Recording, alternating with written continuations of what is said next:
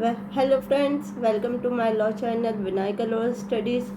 आज हम अपने AIB 18 स्टार्ट करने वाले हैं। AIB 17 हमने सैटरडे में अपना कंप्लीट कर लिया था।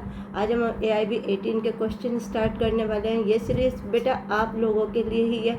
अगर आपको इसमें और कुछ नया चाहिए कि कुछ ऐसे सब्जेक्ट है जो आपको बिल्कुल समझ नहीं आ रहे और आप चाहते हैं आप उनकी प्रिपरेशन भी अच्छे से कर पाए, तो आप कमेंट करके ज़रूर बताइएगा।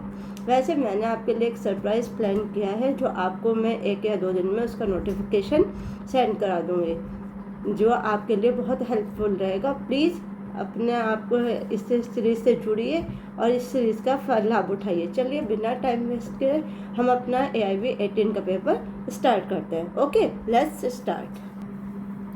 चलिए हम अपना स्टार्ट करते हैं AIB 18 का क्वेश्चन पेपर, जिसमें हम देख लेते हैं क्वेश्चन नंबर 1।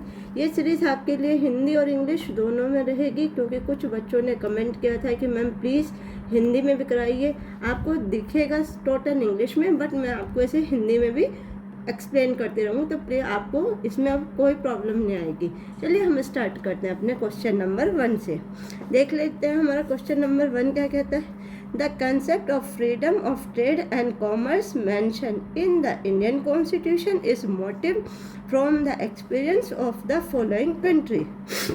भारतीय संविधान में उल्लेखित व्यापार और वाणिज्य की स्वतंत्रता की अवधारणा निम्नलिखित में से किस देश के अनुभव से प्रेरित है?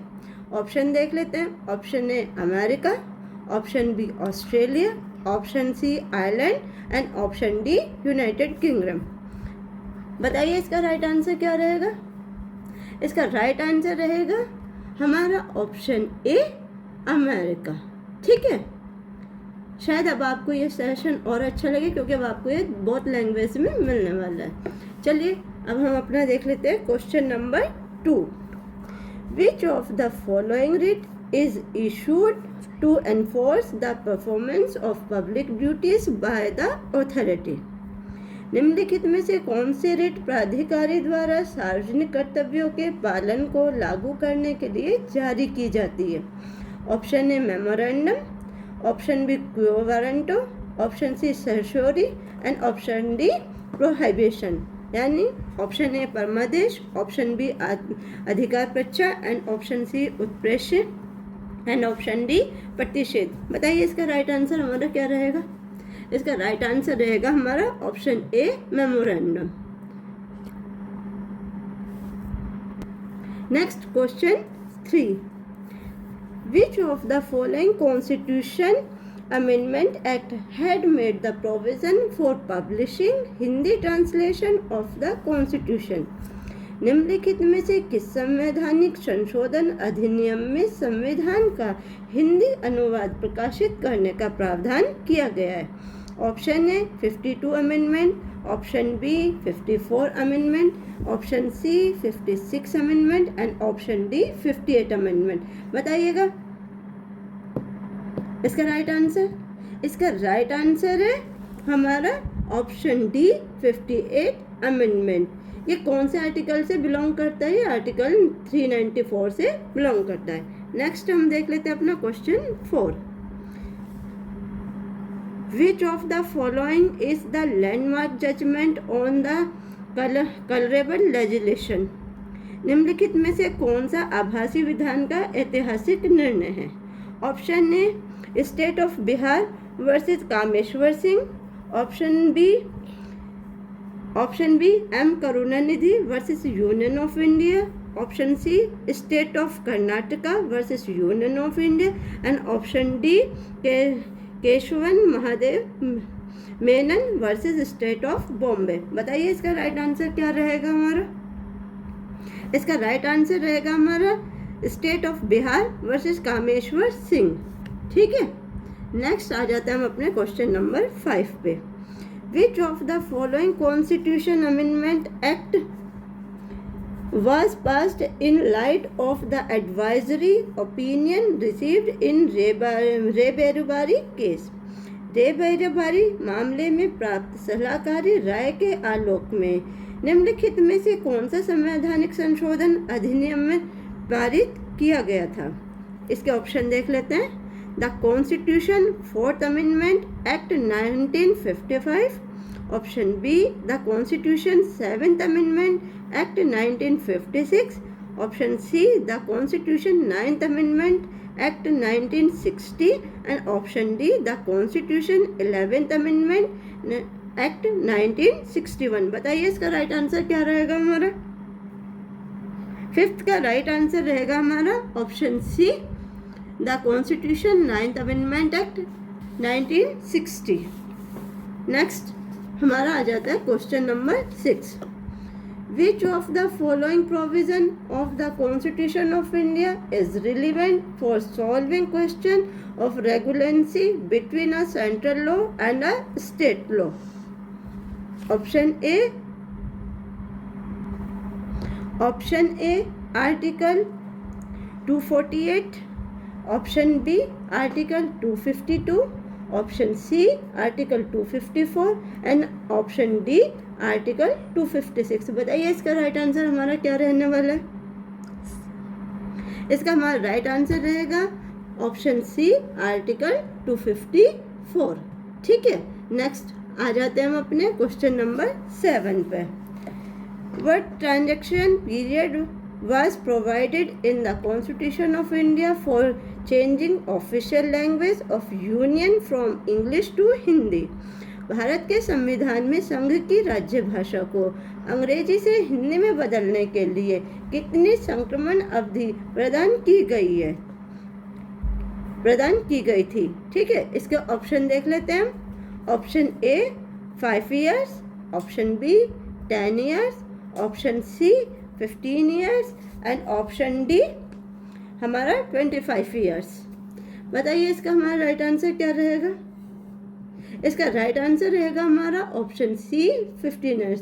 अगर आपसे ये पूछा जाए ये क्वेश्चन कौन सा आर्टिकल से लिया गया है तो आप इसका आंसर कमेंट में बता सकते हैं. वैसे मैं आपको बता देती हूँ ये आर्टिकल 343 से लिया गया है. नेक्स्ट आ जाते हैं हम अपने क्वेश्चन नंबर 8 पर.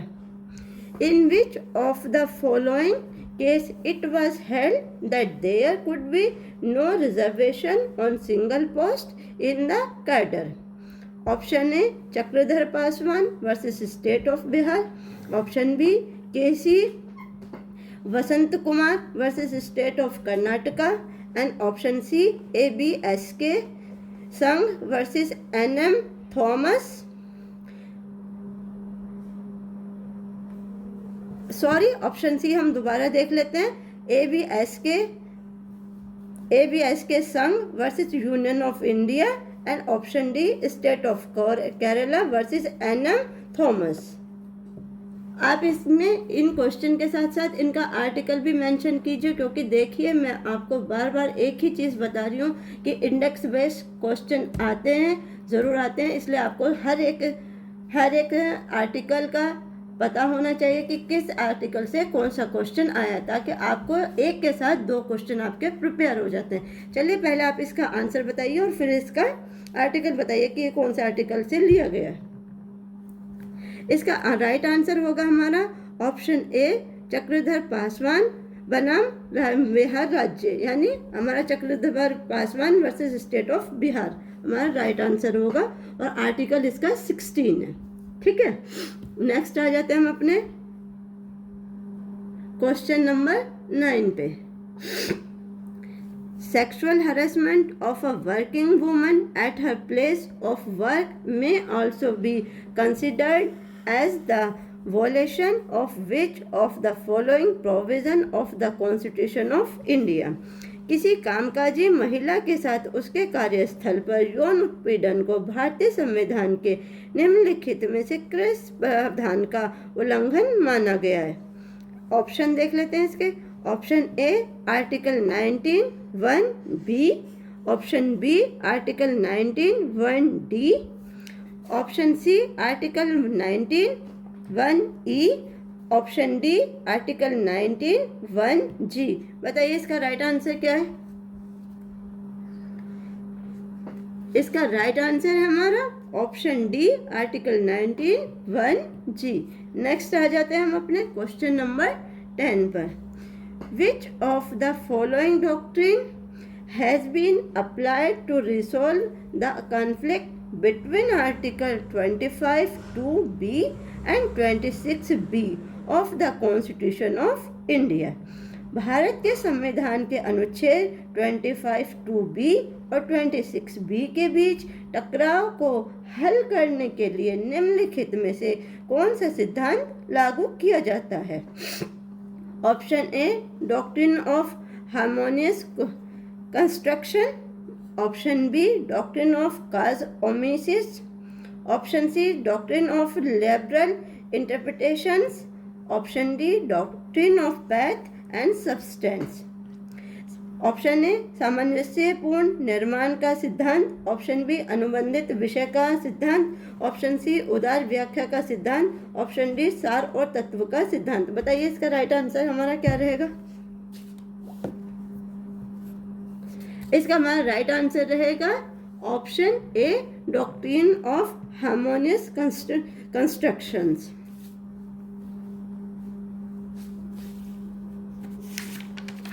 नेक्स्ट आ जाते हैं हम अपने क्वेश्चन नंबर 11 पे. In which of the following situation Indian penal code 1860 may not apply?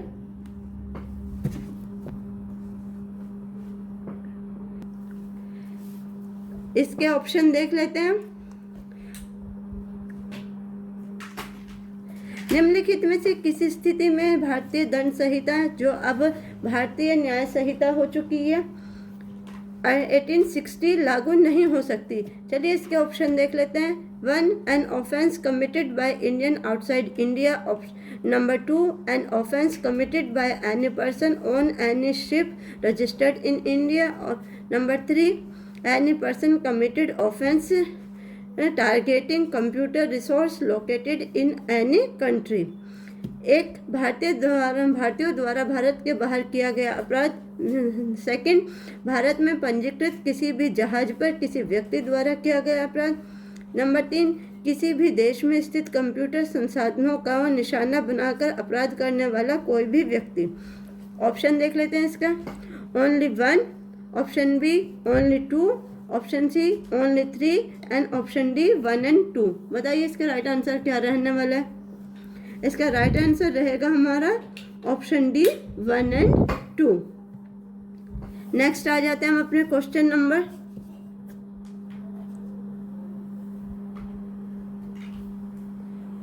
इसका आंसर ऑप्शन सी रहेगा, ना कि डी. वो डी गलती से हो गया.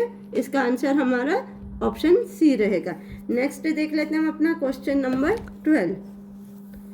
How many type of punishment are currently existing under the Indian penal code? भारतीय दंड संहिता 1860 के अंतर्गत वर्तमान में कितने प्रकार के दंड विद्यमान है? Option A 3, option B 4, option C 5, option D 6. बताइए. ये आपको कंपेयर करके बताना है. यहाँ पे आईपीसी में पूछा गया है, पर आपको इसका बीएनएस का आंसर भी देना है कि इसका में अब बीएनएस में कितने प्रकार की पनिशमेंट है हमारी. इसका राइट आंसर है हमारा आईपीसी के हिसाब से इसका राइट आंसर 5 होगा. और अगर हम इसे बीएनएस से देखें तो बीएनएस में इसका राइट आंसर ऑप्शन डी 6 रहेगा. पर आपको यहाँ पे ये आईपीसी का क्वेश्चन है तो आईपीसी के हिसाब से आंसर देना है. नेक्स्ट आ जाते हैं हम अपने क्वेश्चन नंबर 13 पे. A and Z agree to fence with each other of the amusement in the course of such fencing while playing fairly. A hurt, Z severely. Which of the following offense is committed by A? Option A hurt, option B attempt to murder, option C grievous hurt and option D no offense. A और Z मनोरंजन के लिए एक दूसरे के साथ तलवारबाजी के लिए सहमत होते हैं. इस तलवारबाजी के दौरान उचित रूप से खेलते हुए A Z को गंभीर रूप से चोट पहुंचा देता है. A द्वारा निम्नलिखित में से कौन सा अपराध किया गया है? ऑप्शन ए चोट, ऑप्शन बी हत्या का प्रयास, ऑप्शन सी गंभीर चोट एंड ऑप्शन डी कोई अपराध नहीं. बताइए इसका राइट आंसर क्या रहेगा? 13 का हमारा राइट आंसर रहेगा नो ऑफेंस, यानी ऑप्शन डी. नेक्स्ट सॉरी बेटा, आज कनेक्शन की वजह से ये क्लास पूरी नहीं हो पाएगी। हम आगे के क्वेश्चन अपने नेक्स्ट क्लास में कंप्लीट कर लेंगे और जितना जल्दी हो सकेगा हम आपकी ये सीरीज़ कंप्लीट करा देंगे। आप लोगों को अगर ये वीडियो अच्छी लग रही है, क्वेश्चन अच्छे लग रहे हैं और आपको समझ आ रहा है तो प्लीज़ वीडियो को लाइक करें, शेयर करें और चैनल को सब्सक्राइब करें। ये चैनल आप ही के लिए, आप लोगों के हेल्प के लिए। यहाँ आपकी कंप्लीट तैयारी करा दी जाएगी AIB की। उसके लिए जितना भी हम मुझसे होगा मैं आपके लिए बेस्ट से बेस्ट करूँगी।